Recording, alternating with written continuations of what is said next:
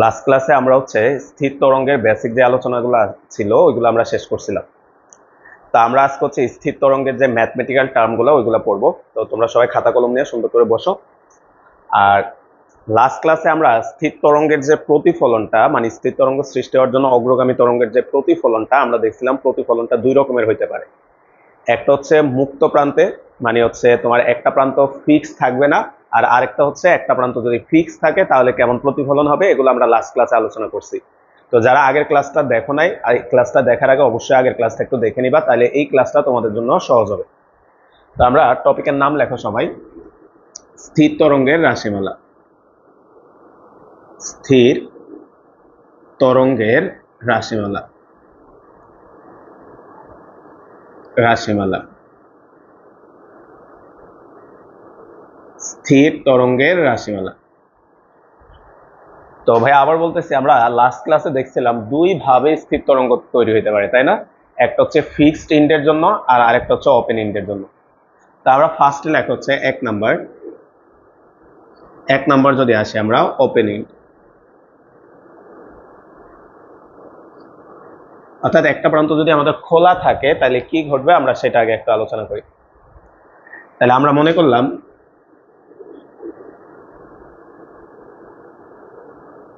এই প্রান্তটা আমাদের খোলা, আমরা মনে করলাম। এখন এখান থেকে একটা তরঙ্গ সৃষ্টি হয়েছে, আমরা এখান থেকে একটা তরঙ্গ সৃষ্টি করলাম, আমরা মনে করলাম। তোমরা ভাইয়া ছবি এঁকে নি, তারপর দেখে আঁকো। তাহলে এই তরঙ্গটা এখানে এসে আপতিত হয়েছে।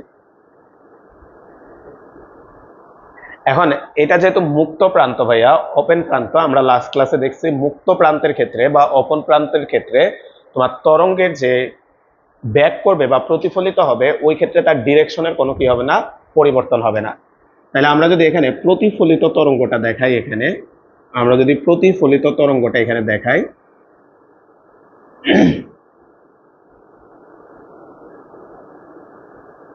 তাহলে এই আমাদের প্রতিফলিত তরঙ্গটা। তরঙ্গটা ব্যাক করবে, একই রাস্তা বরাবর ব্যাক করবে, সে তার ডিরেকশন চেঞ্জ করবে না। তাহলে এটা আপতিত তরঙ্গ, আপতিত তরঙ্গ। আর এটা আমাদের প্রতিফলিত তরঙ্গ, প্রতিফলিত তরঙ্গ। তাহলে আমরা জানি ওপেন ইন্ডের ক্ষেত্রে প্রতিফলিত তরঙ্গ একই পথে ব্যাক করবে। তা আসো আমরা যদি লিখি আপতিত তরঙ্গ, আমরা যদি আপতিত তরঙ্গের জন্য তরঙ্গের রাশিমালাটা লিখি, আপতিত তরঙ্গ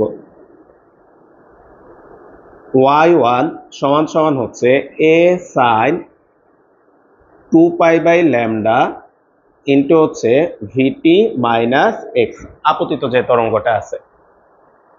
এবার আমরা প্রতিফলিত তরঙ্গটার জন্য যদি লিখি প্রতিফলিত তরঙ্গ, প্রতিফলিত তরঙ্গ, তাহলে প্রতিফলিত তরঙ্গের জন্য যদি আমরা তরঙ্গের ইকুয়েশনটা লিখি y2 সমান সমান a sin 2π/λ। সবাই একটু খেয়াল করি তো ভাইয়া, আমরা জানি তরঙ্গ যদি বাম থেকে ডান দিকে যায় তাহলে এখানে হয় vt মাইনাস এক্স, আর যদি ডান থেকে বাম দিকে আসে অর্থাৎ উল্টা দিকে আসে তাহলে এখানে কি হয় vt প্লাস এক্স। তাহলে এটা হবে vt প্লাস এক্স। এখন এই দুইটা তরঙ্গ একটা একটার উপর আপতিত হয়েছে। তাহলে আমরা লাস্ট ক্লাসে তরঙ্গের উপরিপাতন নীতিটা পড়ছি। তাহলে তরঙ্গের উপরিপাতন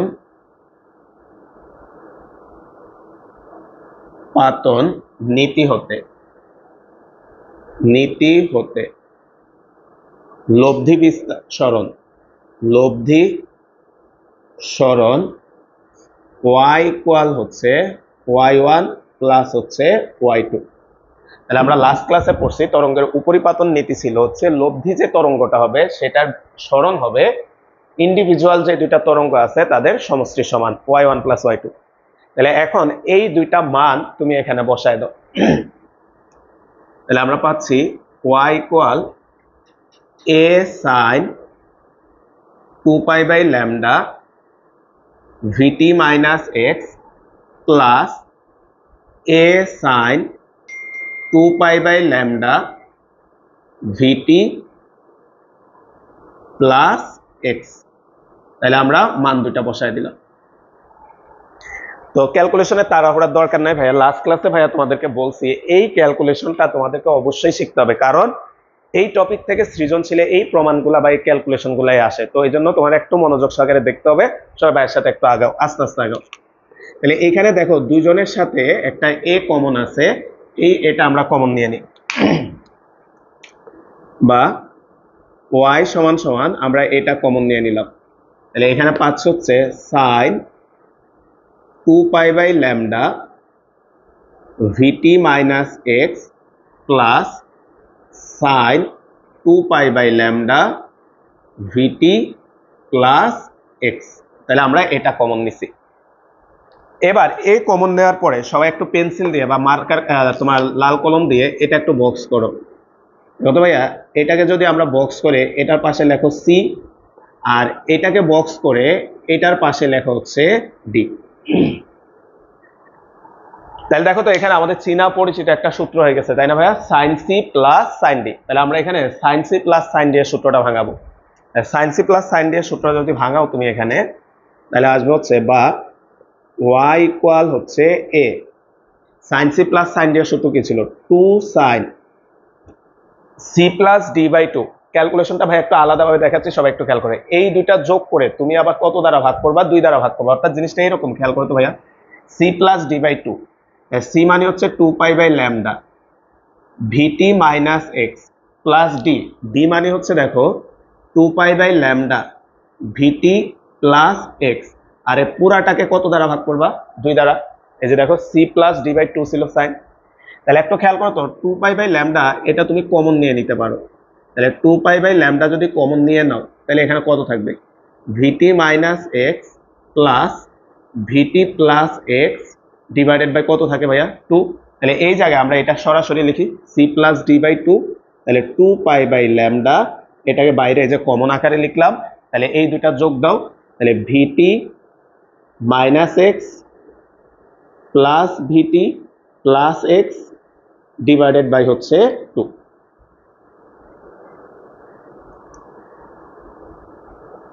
into cos C minus D by 2। তাহলে এটা থেকে এটা বিয়োগ করবা, তাহলে সেম ভাবে 2π/λ শুরুতে রেখে দাও, dot VT minus X minus VT plus X divided by 2। তাহলে আমরা sine C plus sine D এর সূত্রটা আমরা ভাঙাইলাম এখানে। তাহলে আমরা sine C plus sine D এর সূত্রটা ভাঙাইলাম। তাহলে এইবার তোমরা ভাইয়া একটু ক্যালকুলেশনটা নিজেরা করো। আমরা যদি একটা লাইন স্কিপ করি, সবাই একটু খেয়াল করো তো ভাইয়া, এইখানের মাইনাস এক্স আর এইখানের মাইনাস এক্স কাটা যাবে। ভিটি ভিটি যদি যোগ করো, খেয়াল করো তো ভাইয়া, উপরে তুমি ভিটি ভিটি যোগ করলে আসবে 2 ভিটি, আর নিচে একটা 2। তাহলে এই 2 আর এই 2 কাটা যাবে, তাহলে জাস্ট থাকবে কত ভাইয়া, ভিটি। তাহলে আমরা যদি এখানে লাইনটা লিখি, ভাই এই জায়গায় লিখতেছি, আমরা যদি এখানে লাইনটা লিখি ভাইয়া, খেয়াল করো, তাহলে এখানে পাচ্ছি হচ্ছে বা y ইকুয়াল হচ্ছে a ডট 2 সাইন কত থাকে, খেয়াল করো, 2π/λ। তাহলে 2π/λ ডট হচ্ছে ভিটি ইন্টু হচ্ছে cos, শুরুতে একটা 2π/λ আছে, 2π/λ লেখো, 2π/λ। এবার একটু খেয়াল করো ভাইয়া, এই জায়গার ক্যালকুলেশনটা একটু বুঝো। হ্যাঁ, এই জায়গার ক্যালকুলেশনটা একটু বুঝাই ভাইয়া। বলতো ভাই, এই জায়গায় দেখো তো কি আছে, মাইনাস। তাহলে ভাইয়া মনে করলাম এটা তোমার মাইনাস আছে, ঠিক আছে, ক্যালকুলেশনটা একটু বুঝাই। তাহলে এখানে থাকবে 2π/λ VT minus X minus VT minus X by 2, VT VT কাটা, তাহলে 2π/λ মাইনাস 2x বাই 2। তাহলে এই 2 এই 2 কাটা, তাহলে থাকে কত, 2π/λ ইন্টু মাইনাস এক্স। এখন খেয়াল করো তো ভাইয়া, এইটাকে ক্যালকুলেট করলে, যে এই পুরাটা অংশটাকে ক্যালকুলেট করলে তুমি এটা পাচ্ছ। এখন শুরুতে যেহেতু একটা কজ আছে, বলো তো ভাইয়া, তোমরা সবাই জানো কজের ভিতরে মাইনাস থাকলে সেটা কি হয়ে যায় ভাইয়া, প্লাস হয়ে যায়। তাহলে আমরা ওইটা লিখলাম না, তাহলে এখানে কত থাকবে, 2π/λ ইন্টু এক্স। তাহলে এটাকে একটু সাজাও, আগ পিস করে আমরা একটু সাজাই। y ইকুয়াল হচ্ছে 2a cos 2π/λ ইন্টু হচ্ছে এক্স সাইন 2π/λ ডট হচ্ছে ভিটি। তাহলে সবাই এটা বক্স করো। এটাই হচ্ছে আমাদের সেই স্থির তরঙ্গের সমীকরণটা। এটাই হচ্ছে আমাদের স্থির তরঙ্গের সমীকরণ। স্থির তরঙ্গের সমীকরণ, এটাই হচ্ছে আমাদের স্থির তরঙ্গের সমীকরণ। এখন আসো ভাইয়া তোমাদেরকে একটা জিনিস বুঝাই। আমাদের বইয়ে একটা কাজ করছে, কি করছে সেটা আগে একটু ভাইয়া বুঝাই। দেখো তো ভাইয়া, পর্যাবৃত্ত গতি অধ্যায়ে আমরা যখন তরঙ্গের সমীকরণটা প্রমাণ করছিলাম, আমরা প্রমাণ করছিলাম y = a sin omega t plus হচ্ছে ডেল। এটা ছিল পর্যাবৃত্ত গতি অধ্যায়ে আমরা যখন এইচএসএম এর সমীকরণ প্রমাণ করছিলাম, ওইখানে আমরা এই সমীকরণটা প্রমাণ করছিলাম। এখন এখানে যে ডেলটা আছে ভাইয়া, এই ডেল কি? আদি দশা বোঝায়। আমি ধরে নিলাম আদি দশা 0। তাহলে আদি দশা যদি 0 বসাই, দিকে খেয়াল করতো a sin ওমেগা টি এটা থাকে। বলতো ভাইয়া তোমরা সবাই জানো ওমেগা মানে হচ্ছে 2π বা আচ্ছা 2πf লেখো, 2πf। আবার তুমি জানো v = f ল্যামডা। তাহলে বলো তো f এর জায়গায় তুমি কত লিখতে পারো? v/λ। তাহলে f এর জায়গায় তুমি যদি v/λ বসায় দাও এখানে, তাহলে এটা আসবে 2π/λ ডট হচ্ছে v। আর এখানে একটা t আছে, আমরা যদি এখানে মান বসাও a sin 2π/λ ইন্টু হচ্ছে vt। এবার সবাই একটা ভাইয়ের রিকোয়েস্ট, একটা জিনিস মনোযোগ সহকারে শোনো। তোমাদের বইয়ে যে কাজটা করছে তুমি এটা সহজে বুঝতে পারবা। কি করছে ভাই একটু খেয়াল করো। আমরা যে সমীকরণটা পাইছি, খেয়াল করো এই সমীকরণটার দিকে খেয়াল করো। এখানে 2π/λ, এদিকে খেয়াল করো সবাই, 2π/λ ইন্টু ভিটি আছে। দেখো তো ভাইয়া, এইখানেও দেখো 2π/λ ইন্টু ভিটি আছে। সবাই একটু খেয়াল করো। তাহলে টি যুক্ত যে রাশিটা আছে ভাইয়া, টি এর সাথে কে আছে ভাইয়া? সাইন। সাইন ছাড়া এখানে যা আছে সেটা কি বলতো ভাইয়া? বিস্তার। সেটা হচ্ছে আমাদের বিস্তার। তাহলে এখানে খেয়াল করো তো, টি যুক্ত রাশিটা আছে এই সাইনের সাথে। তাহলে এই সাইনটা বাদ দিয়ে সাইনের সাথে যে রাশিটা আছে এটাকে তুমি কি বলছো ভাইয়া? বিস্তার। তাহলে বলো তো ভাইয়া, এখানে সাইনের সাথে কত আছে এক্সট্রা? তাহলে এই যে অংশটা আসছে, একটু ডট ডট দিয়ে বক্স করে রাখো সবাই।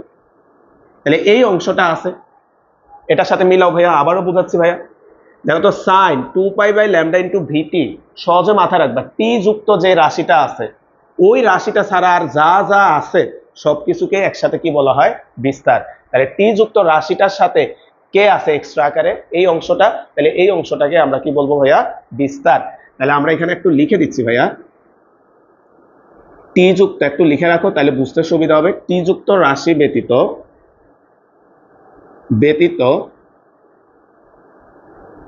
বাকি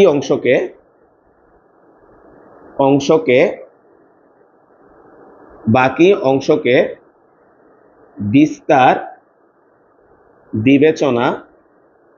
বিবেচনা করব। কেন করব? নিজে বোঝার জন্য, যাতে পরে বুঝতে পারো। প্রয়োজনে একটু রাফ লেখে খাতার কোন এক জায়গায় এটা লিখে রাখো, এই যে টি যুক্ত যে রাশি আছে সেটা ছাড়া বাকি যেটা আছে সেটা হচ্ছে আমাদের কি ভাইয়া? বিস্তার। তাহলে আমরা যদি এই কোয়েশনটাকে একটু মডিফাই করি ভাইয়া, দেখো কেমন। বা y = হচ্ছে ক্যাপিটাল A sin 2π/λ ইন্টু হচ্ছে ভিটি। তাহলে এই হচ্ছে আমাদের স্থির তরঙ্গের আরেকটা ইকুয়েশন, যেখানে এর পরিচয়টা দিয়ে দাও, যেখানে a সমান সমান হচ্ছে লব্ধি বিস্তার, অর্থাৎ যেই স্থির তরঙ্গটা তৈরি হয়েছে ভাইয়া সেই স্থির তরঙ্গটার বিস্তার কত ভাইয়া? সেটা হচ্ছে আমরা কার পরিবর্তে বসাইছি দেখো, 2a cos 2π/λ ইন্টু হচ্ছে x। এই রাশিটাই হচ্ছে আমাদের লব্ধি বিস্তার, বা প্রয়োজনে লিখে রাখতে পারো, বা স্থির তরঙ্গের বিস্তার। স্থির তরঙ্গের বিস্তার বা স্থির তরঙ্গের বিস্তার। তাহলে এটা হচ্ছে আমাদের লব্ধি বিস্তার বা হচ্ছে স্থির তরঙ্গের বিস্তার। এটা একটু লিখে রাখতে পারো। তো এই হচ্ছে আমাদের স্থির তরঙ্গের সমীকরণটা। তো তোমাদের এক্সামে কিন্তু এটা আসে, দুইটা ইকুয়েশন দিয়ে দিবে, তোমাকে বলবে স্থির তরঙ্গের সমীকরণটা নির্ণয় করো। তখন হচ্ছে একদম সিম্পল ভাইয়া, দুইটা ইকুয়েশন যোগ দিবা, sin c + sin d এর সূত্র অ্যাপ্লাই করবা, এই পর্যন্ত আসবা। এরপরে দেখবা তুমি টি কার সাথে আছে, যেই রাশিটার সাথে টি আছে ওইটা ছাড়া বাকি যা কিছু আছে পুরাটাকে একসাথে কি ধরে নিবা, লব্ধি বিস্তার, লেখে এই পর্যন্ত বসায় দিবা, তাহলে এটাই হচ্ছে আমাদের স্থির তরঙ্গের সমীকরণটা। এখন আমরা লাস্ট ক্লাসে পড়ছিলাম ভাইয়া, স্থির তরঙ্গের উপরে দুইটা বিন্দু হয়, একটাকে আমরা বলি হচ্ছে সুস্পন্দ বিন্দু আর আরেকটাকে বলি হচ্ছে আমরা নিস্পন্দ বিন্দু। লাস্ট ক্লাসে আমরা এই থিওরিগুলো পড়ছি যে সুস্পন্দ বিন্দু কখন হয়, নিস্পন্দ বিন্দু কখন হয়, বা সুস্পন্দ বিন্দু কাকে বলে, নিস্পন্দ বিন্দু কাকে বলে।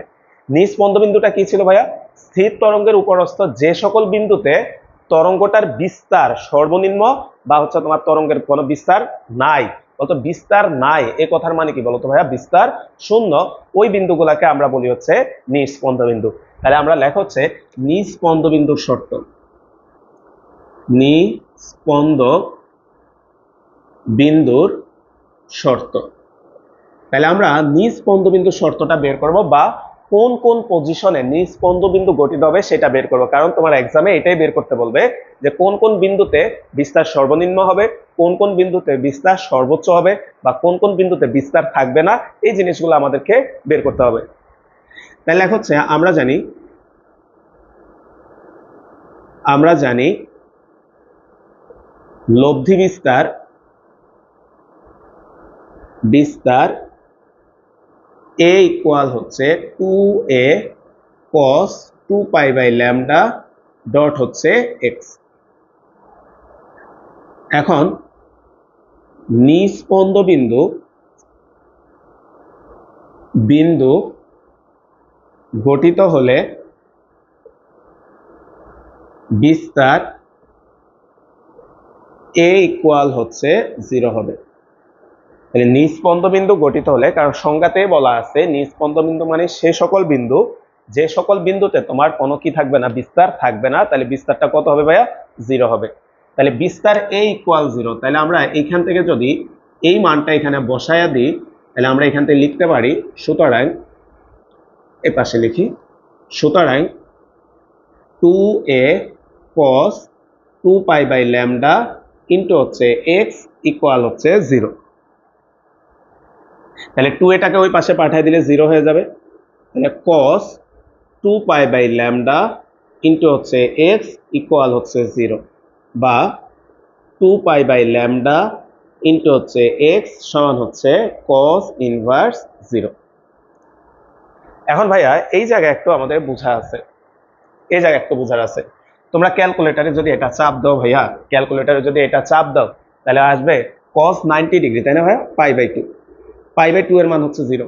আর প্রশ্ন হচ্ছে ভাইয়া নিস্পন্দ বিন্দুকে একটা হয়, আমরা গতদিন যে ছবিটা আঁকছি একটু খেয়াল করো তো ভাইয়া, এই ছবিটা এখন আঁকার দরকার না, আমরা একটু পরে আঁকবো। বলতো ভাই এইটার দিকে খেয়াল করতো, নিস্পন্দ বিন্দুকে একটা হয় না রে ভাই, অনেকগুলা নিস্পন্দ বিন্দু হয়। তাহলে তুমি যদি এখানে পাই বাই 2 বসায় দাও, তাহলে তো তুমি একটা বিন্দু পাইছো, কিন্তু বিন্দু তো অনেকগুলো হবে।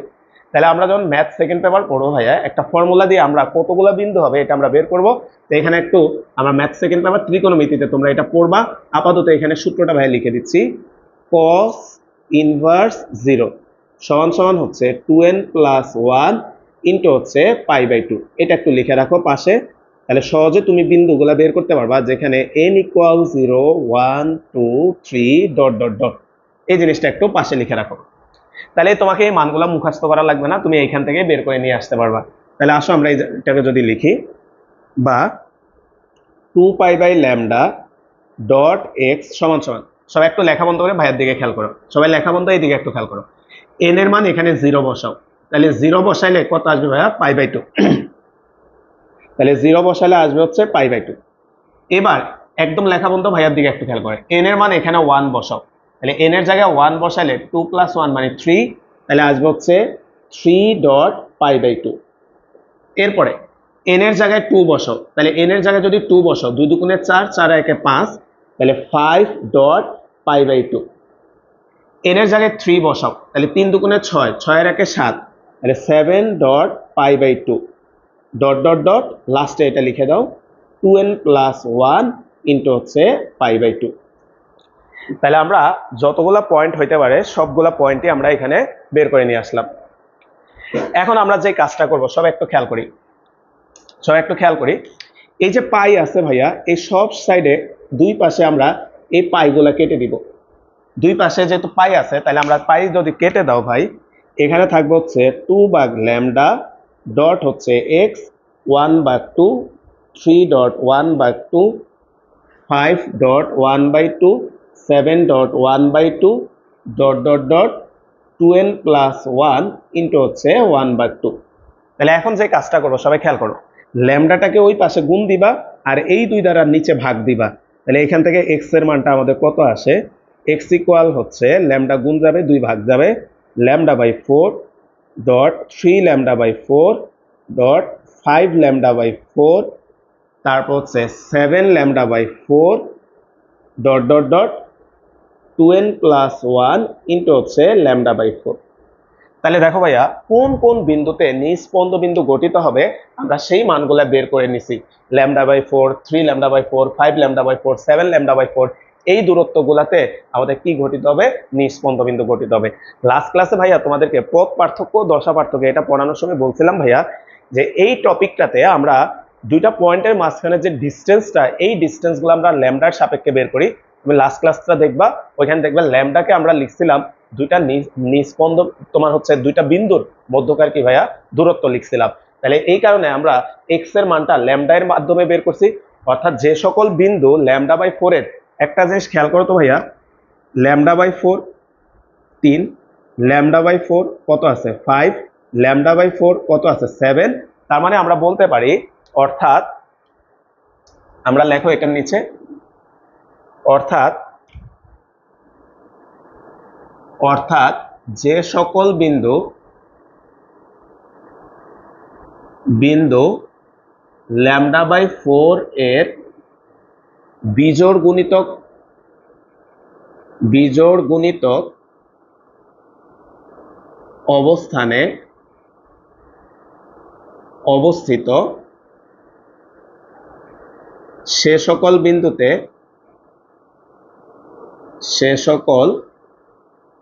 বিন্দুতে নিস্পন্দ বিন্দু গঠিত হবে, নিস্পন্দ বিন্দু গঠিত হবে। এখন খেয়াল করো ভাইয়া, আমরা যখন আরেকটা থিওরি আছে ভাইয়া, আমরা তো এটা ওপেন ইন্টের জন্য করতেছি, আরেকটা যেটা আছে ফিক্সড ইন্ট, ওটা যখন করবো ভাইয়া এটা কিন্তু অ্যান্সার এর উল্টা আসবে। এটা যেমন λ/4 বিজোড় গুণিতক আসছে, ফিক্সড ইন্টের জন্য যখন আমরা এটা প্রমাণ করব ওইটা আসবে λ/4 এর জোড় গুণিতক অবস্থানে।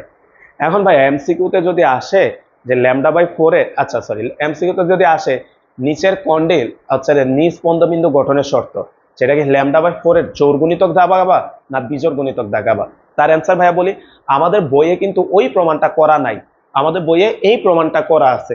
যেহেতু এই প্রমাণটা করা আছে, এই প্রমাণে কি বলা আছে, যে সকল বিন্দু λ/4 এর বিজোড় গুণিতক দূরত্ব অবস্থিত সেই সকল বিন্দুতে নিস্পন্দ বিন্দু গঠিত হবে। তাহলে পরীক্ষায় যদি কিচ্ছু উল্লেখ না করে, ওপেন ক্লোজ এগুলা কিচ্ছু যদি উল্লেখ না করে ডিরেক্ট জিজ্ঞেস করে যে কোন বিন্দুতে নিস্পন্দ বিন্দু গঠিত হবে, তাহলে সরাসরি অ্যান্সার বইয়ে যেহেতু আছে λ/4 এর বিজোড় গুণিতক, তুমিও দাগাবা বিজোড় গুণিতক। যেহেতু ওপেন ইন্ড মানে ওপেন না ক্লোজ এরকম কিছু তো বলে নাই, তাহলে সরাসরি তুমি এটাই দাগাবা। বুঝছি ভাই?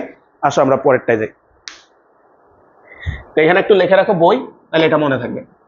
এবার আসো আমরা সুস্পন্দ বিন্দুর শর্তটা আমরা বের করি।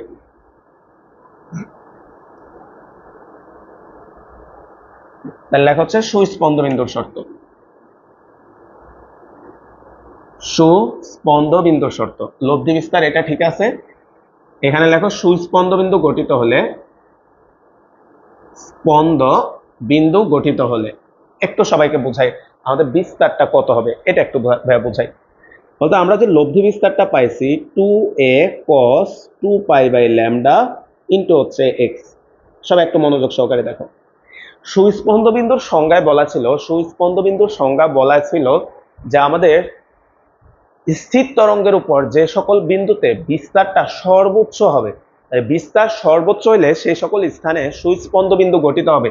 এবার ভাইয়া বলতো এর মান সর্বোচ্চ হবে কখন, যখন কজের মান সর্বোচ্চ হবে। তাহলে কজের সর্বোচ্চ ভ্যালু কত ভাইয়া 1, তাহলে তুমি যদি এই জায়গায় 1 বসায় দাও তাহলে তোমার সর্বোচ্চ বিস্তারটা আসে কত ভাইয়া 2a। কিন্তু তরঙ্গ অধ্যায় একটা জিনিস তোমার বুঝতে হবে ভাইয়া, সব একটা দিকে খেয়াল করো তো, তরঙ্গ অধ্যায় একটা জিনিস বোঝা লাগবে তোমার।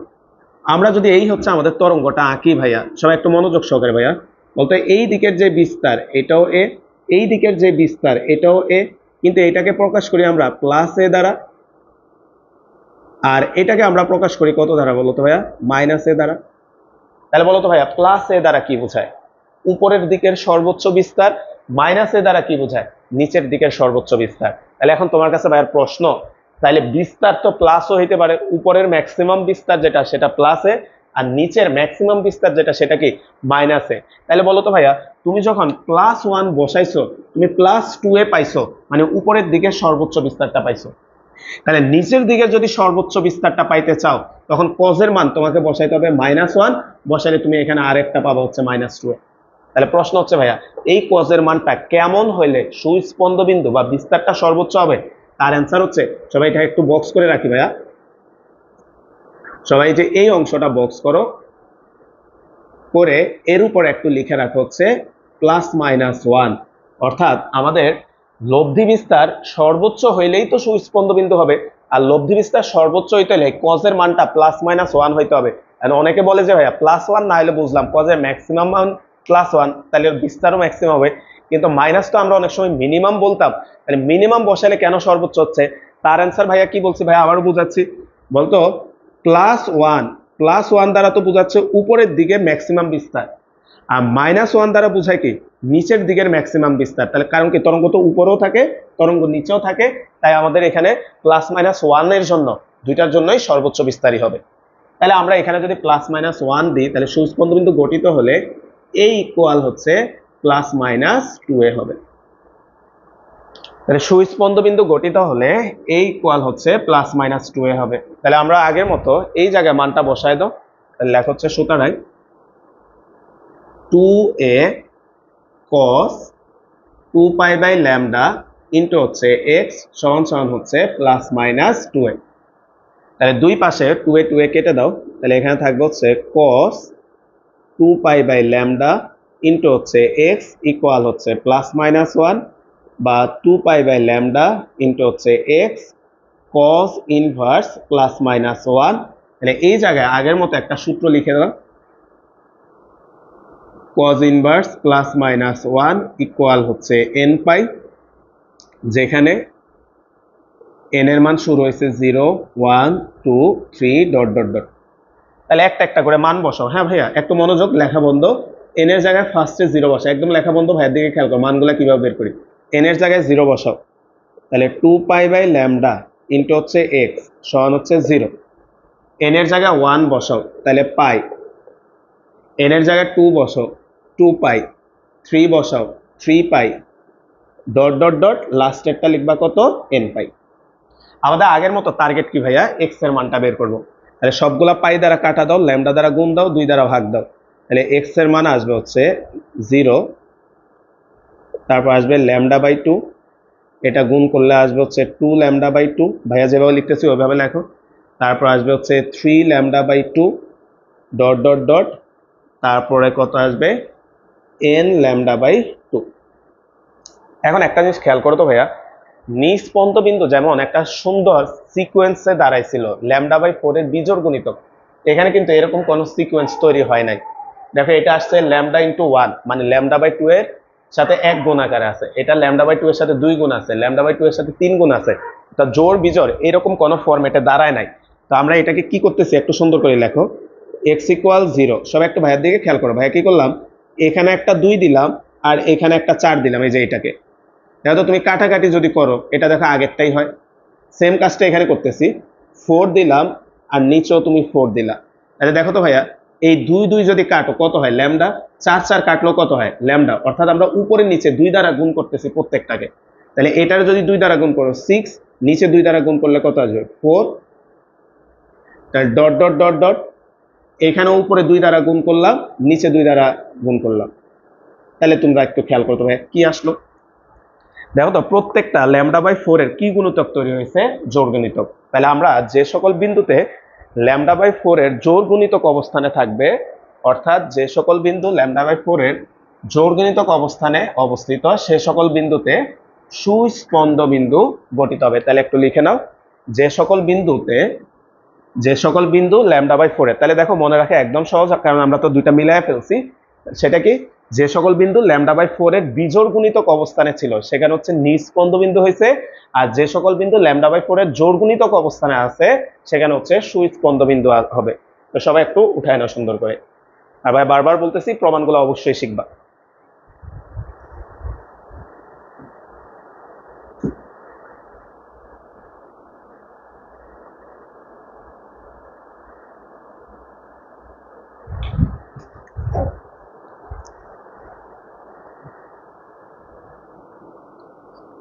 আচ্ছা আসো আমরা এবার সেকেন্ড যে প্রমাণটা আছে, স্থির তরঙ্গের আরেকটা রাশিমালা তৈরি হতে পারে।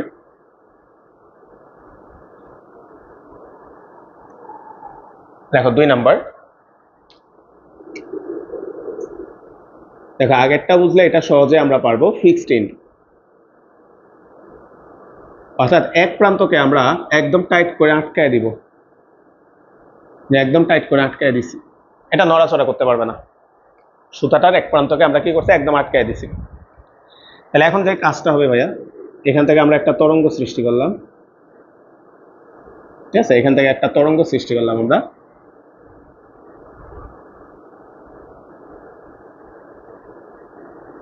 ধরে নাও এই তরঙ্গটা আমরা সৃষ্টি করছি, তাহলে এটা বাম থেকে ডান দিকে সঞ্চালিত হয়েছে, তরঙ্গটা বাম থেকে ডান দিকে সঞ্চালিত হয়েছে। এবার সবাই একটু খেয়াল করো, লাস্ট ক্লাসে ভাইয়া এগুলা তোমাদেরকে অ্যানিমেশনের সাহায্যে এবং ভিডিওর সাহায্যেও দেখাইছিলাম। বলতো ক্লোজ প্রান্তের ক্ষেত্রে, যে প্রান্তটা ফিক্সড, ক্লোজ প্রান্তের ক্ষেত্রে আমাদের তরঙ্গটা 180 ডিগ্রি ঘুরে যায়, তাই না ভাইয়া? তাহলে এটা তারকে উল্টায় ফেলবে, বিপরীত দিকে নিয়ে আসবে, 180 ডিগ্রি ঘুরে যাবে।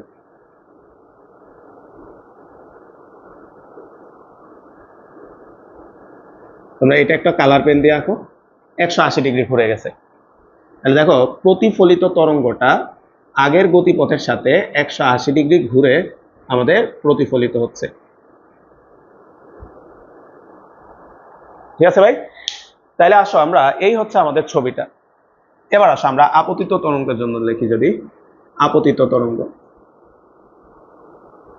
আপতিত তরঙ্গ।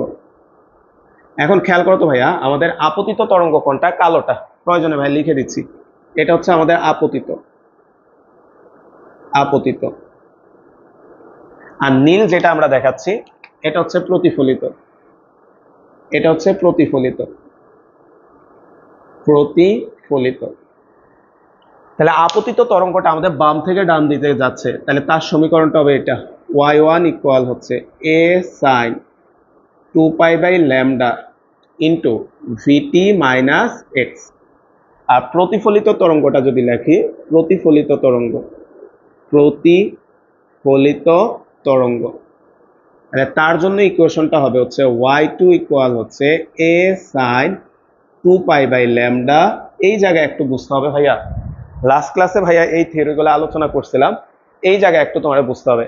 বলতো প্রতিফলিত তরঙ্গটা ডান থেকে বাম দিকে আসতেছে, তাহলে ফার্স্টে এটা তো শিওর, এ মাইনাসটা কি হয়ে যাবে, প্লাস, তাহলে লেখা হচ্ছে ভিটি প্লাস এক্স।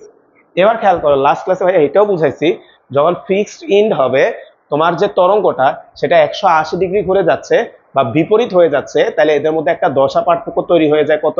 পাই। তাহলে এখানে আরেকটা চলে আসবে হচ্ছে পাই। এখন ভাইয়া আমরা জানি সাইন পাই প্লাস থিটা, এটা মানে হচ্ছে 3 নাম্বার চতুর্ভাগে পড়ে, আর 3 নাম্বার চতুর্ভাগে আমাদের সাইন কেমন হয় ভাইয়া, মাইনাস হয়, তাহলে এটা আসবে মাইনাস সাইন থিটা।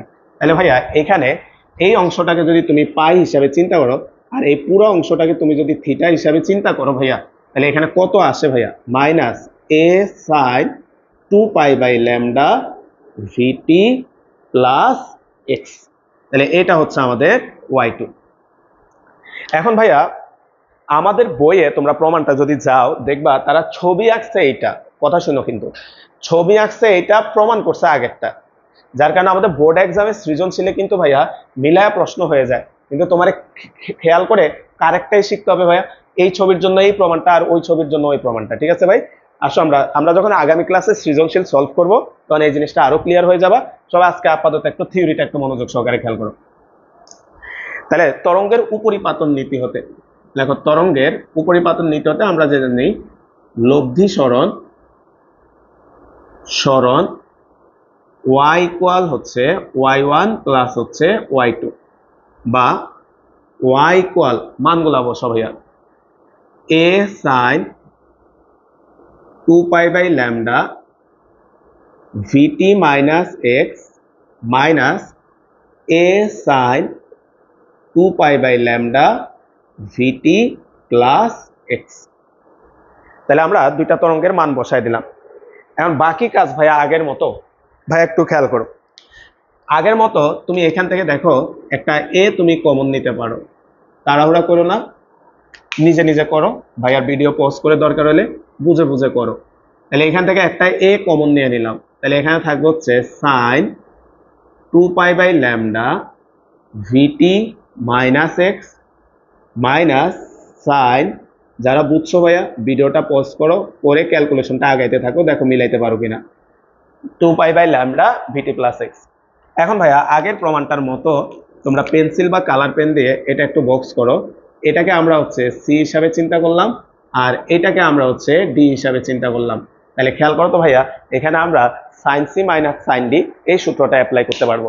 তাহলে তুমি এখানে sine C minus sine D এর সূত্রটা অ্যাপ্লাই করো, বা y ইকুয়াল হচ্ছে a dot 2a sine C minus D, তাহলে 2 pi by lambda dot VT minus X minus VT minus X divided by হচ্ছে 2।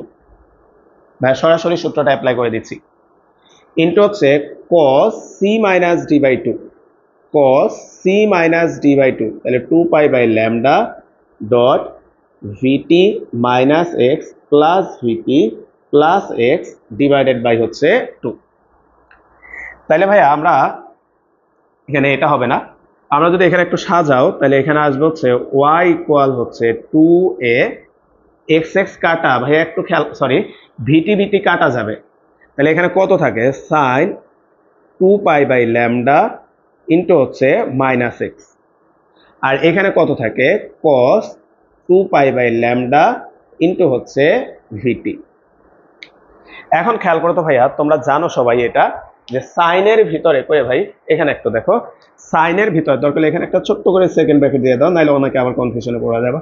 সাইনের ভিতরে যদি মাইনাস থাকে ভাই, সাইনের ভিতরে যদি মাইনাস থাকে, এই মাইনাসটা সাইনের বাইরে চলে আসে, তাহলে আমরা যদি এটাকে একটু সাজায় লিখি ভাইয়া, খেয়াল করো, আমরা যদি এটাকে একটু সাজায় লেখো তাহলে আমরা পাচ্ছি, বা y ইকুয়াল হচ্ছে minus 2a sine 2 pi by lambda into হচ্ছে X cos 2 pi by lambda into হচ্ছে ভিটি।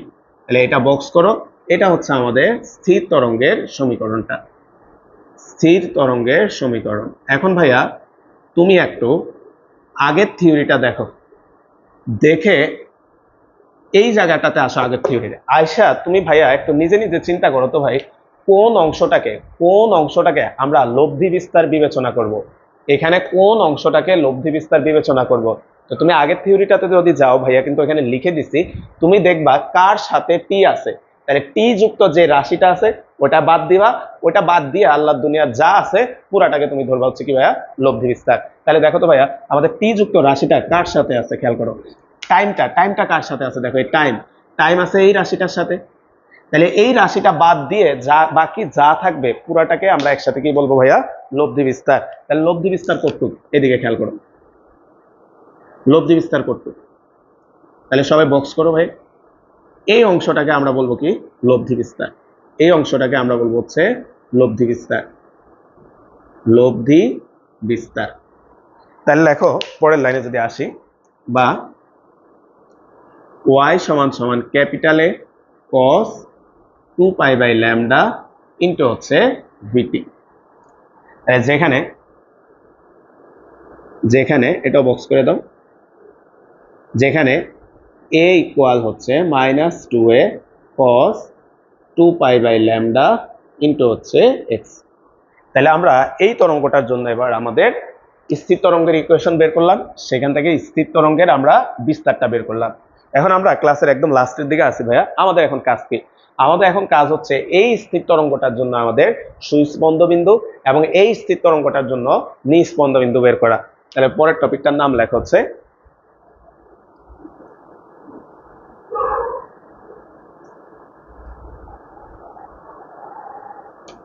সুস্পন্দ বিন্দুর শর্ত। সুস্পন্দ বিন্দুর শর্ত। সুস্পন্দ বিন্দুর শর্ত। লব্ধি বিস্তার বিস্তার a ইকুয়াল হচ্ছে 2a cos 2 pi by lambda, sorry cos না, এটা কত আছে sin, এই যে এখানে sin আছে ভাইয়া, এটা sin হবে sin। একটু খেয়াল করো ভাইয়া, এটা sin ছিল, তাহলে এটাও কত আসবে sin, তাহলে একটু ঠিক করে নাও, sin 2 pi by lambda into হচ্ছে x। এখন ভাই আসো আমরা আগের ক্যালকুলেশনগুলো যেহেতু বুঝাইছি, এই ক্যালকুলেশনটা আমরা একটু দ্রুত করি, সবাই পারবা, নিজেরাই শুরু করো ভাইয়া। বলতো লব্ধি বিস্তার সুস্পন্দ বিন্দু, তাহলে লব্ধি বিস্তারটা কেমন হইতে হবে? ম্যাক্সিমাম। আর লব্ধি বিস্তার যদি ম্যাক্সিমাম হইতে হয়, সাইনের মানকে উপরের দিকের বিস্তারের জন্য +1 হইতে হবে আর নিচের দিকের বিস্তারের জন্য -1 হইতে হবে। তাহলে সুস্পন্দ বিন্দু গঠিত হলে সুস্পন্দ বিন্দু গঠিত হবে যদি a ইকুয়াল হচ্ছে, এদিকে খেয়াল করো, এখানে একটা মাইনাস ছিল, তাহলে ভাইয়া একটু খেয়াল করো তো, এখানে একটা মাইনাস আছে, এই মাইনাসের কারণে এই প্লাসটা হয়ে যাবে মাইনাস, এই মাইনাসটা হয়ে যাবে প্লাস, তার মানে আলটিমেটলি প্লাস মাইনাস কত থাকবে? 2a হয়। তাহলে আমরা এখান থেকে লিখতে পারি, সুতরাং মান বসায় দাও ভাইয়া, বাকি কাজ এখন নিজেরাই পারবো, -2a sin 2 pi by lambda dot হচ্ছে x সমান প্লাস মাইনাস 2a। তাহলে দুই পাশে একটু কাটাকাটি করো, তাহলে 2a 2a কাটা, মাইনাস দ্বারা ভাগ করলে প্লাসটা মাইনাস হবে, মাইনাসটা প্লাস হবে, আলটিমেটলি প্লাস মাইনাসই থাকবে। তাহলে কত থাকে? sin 2 pi by lambda into হচ্ছে x ইকুয়াল হচ্ছে +-1। তাহলে এখান থেকে আসবে হচ্ছে 2 পাই বাই ল্যামডা ইনটু হচ্ছে x sin ইনভার্স +-1। তাহলে sin ইনভার্স +-1 এর ভ্যালু কত ভাইয়া? sin ইনভার্স, এটা একটু লিখে রাখো ভাইয়া, তাহলে পরে মনে থাকবে এগুলা, +-1 সমান হচ্ছে 2n + 1 ইনটু হচ্ছে π/2, যেখানে n ইকুয়াল হচ্ছে 0 1 2 3 ডট ডট ডট। তাহলে ভাইয়া এই মানগুলা বসায়া আমরা এটার মানটা বের করো, বা 2 পাই বাই ল্যামডা ডট হচ্ছে x সমান হচ্ছে 0 বসাইলে আসবে হচ্ছে π/2, 3 ডট π/2, তারপর হচ্ছে 2 বসালে 2 দুগুণে 4, 4 আর 5, 5 dot π/2, 7 dot π/2 dot dot dot 2n + 1 into হচ্ছে π/2। এখন ভাইয়া আগের মতো পাই দ্বারা ভাগ করে দাও, সবগুলা কাইটা দাও, 2 নিচে পাঠায় দাও, ল্যামডা উপরে পাঠায় দাও, তাহলে এখান থেকে x এর মান বের করো, তাহলে আসবে λ/4, 3 λ/4, 5 λ/4, 7 λ/4, 2n + 1 ইনটু হচ্ছে λ/4। তাহলে একটু খেয়াল করো ভাইয়া, দেখো কন্ডিশন কিন্তু চেঞ্জ হয়ে গেছে। একটু আগে যে থিওরিটা আমরা পড়ছিলাম, যে সকল বিন্দু λ/4 এর বিজোড় গুণিতক অবস্থানে ছিল তাদের জন্য কিন্তু ছিল নিস্পন্দ বিন্দু। আর এখন আমাদের যে সকল বিন্দু λ/4 এর বিজোড় গুণিতক অবস্থানে আছে, সেখানে কি গঠিত হয়েছে বলো তো ভাইয়া? সুস্পন্দ বিন্দু। তাহলে আমরা যদি এখানে লিখি, অর্থাৎ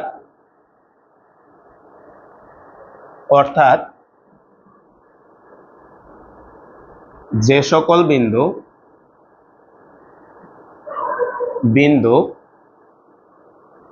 λ/4 এর বিজোড় গুণিতক অবস্থানে অবস্থিত, সে সকল বিন্দুতে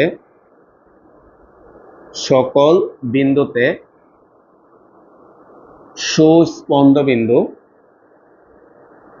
বিন্দু গঠিত হবে। তাহলে আমরা সুস্পন্দ বিন্দু শর্তটা আমরা বের করছি। তো তোমরা ভাইয়া যে কাজটা করবা, যারা অনলাইনে ক্লাসটা দেখতেছো, তোমরা ভিডিওটা পজ করে একটু দেখো তো এই কন্ডিশনের জন্য নিস্পন্দ বিন্দু শর্তগুলো বের করতে পারো কিনা। তো বের করো নিজেরা, করে ভাইয়ার সাথে একটু মিলায় নাও, ঠিক আছে? তো আমরা লিখতেছি পরেরটা নিস্পন্দ বিন্দু।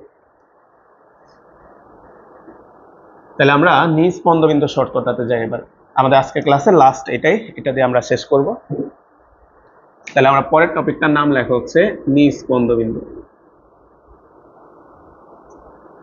নিস্পন্দ বিন্দুর জন্য বিস্তারটা মিনিমাম মানে 0 হইতে হবে। তাহলে বিস্তার 0 হইতে হলে এই টার্মটার মান কত হইতে হবে ভাইয়া? 0। তাহলে লেখা হচ্ছে নিস্পন্দ বিন্দু গঠিত হবে, নিস্পন্দ বিন্দু গঠিত হলে a ইকুয়াল হচ্ছে 0 হবে। তাহলে আমরা এখান থেকে লিখতে পারি সুতরাং -2a sin 2π/λ ইন্টু হচ্ছে x ইকুয়াল 0 বা sin 2π/λ ইন্টু x ইকুয়াল 0 বা 2π/λ। তোমরা একটু নিজেরা করো ভাইয়া, যেহেতু একই ক্যালকুলেশন, নিজেরা করলে প্র্যাকটিস হয়ে যাবে। sin inverse 0। এখন sin ইনভার্স 0 মানে কত? মনে রাখবা sin আর cos এর ভ্যালুগুলো তোমরা তো জানো উল্টা, তাহলে এখানে সূত্রগুলোও আসবে উল্টা। তাহলে sin ইনভার্স 0 এটা মানে হচ্ছে n পাই, এটা মানে হচ্ছে n পাই, যেখানে n ইকুয়াল হচ্ছে 0 1 2 3 ডট ডট ডট। তাহলে এই মানগুলো এখানে বসাও, নিজেরা ক্যালকুলেশনটা করো ভাইয়া, বারবার বলতেছি। 2π/λ ইন্টু x 0 পাই 2π 3π ডট ডট ডট n পাই। তাহলে আবারও কাটাকাটি করো, ল্যামডা দ্বারা গুণ দেয়, এখান থেকে যদি আমরা বের করো 0 λ/2 2 λ/2 3 λ/2 ডট ডট ডট n λ/2। তাহলে আমরা কি করছি ভাইয়া? ল্যামডাটাকে এদিকে গুণ দিছি আর 2π দ্বারা এদিকে নিচে ভাগ করছি, করলে আমাদের পাইগুলা কাটা যায়, এই লাইনটা আসে। তাহলে আমরা এগুলাকে λ/4 এর সাপেক্ষে সাজাবো। তাহলে উপরে নিচে 2 দ্বারা গুণ করব। তাহলে 2 ইন্টু λ/4, উপরে নিচে 2 দ্বারা গুণ করলে 4 ইন্টু λ/4, আবারও এখানে উপরে নিচে 2 দ্বারা গুণ করো 6 ইন্টু λ/4 ডট ডট ডট, আবার 2 দ্বারা গুণ করলাম 2n ইন্টু হচ্ছে λ/4। তাহলে খেয়াল করো তো ভাইয়া, আমরা এখন যেটা পাইলাম যে বিন্দুগুলা λ/4 এর জোড় গুণিতক অবস্থানে আছে, সেই সকল বিন্দুতে আমাদের কি বিন্দু গঠিত হবে? নিস্পন্দ বিন্দু গঠিত হবে। তাহলে লেখো, অর্থাৎ যে সকল বিন্দু λ/4 এর জোড় গুণিতক অবস্থানে অবস্থিত, সেই সকল বিন্দুতে নিস্পন্দ বিন্দু গঠিত হবে। তাই সেই সকল বিন্দুতে নিস্পন্দ বিন্দু গঠিত হবে।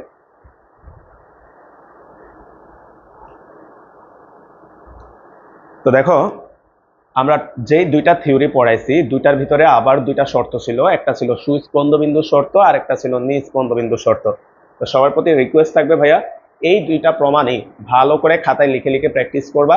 কারণ তোমরা দেখছো আগের ক্লাসে ভাইয়া যে সৃজনশীলগুলো করাইছিলাম, প্রত্যেকটা সৃজনশীলে গ কোশ্চেনটা করছে, কিন্তু ঘ নাম্বার কোশ্চেনটা মানে 4 মার্কের কোশ্চেনটা কিন্তু করি নাই।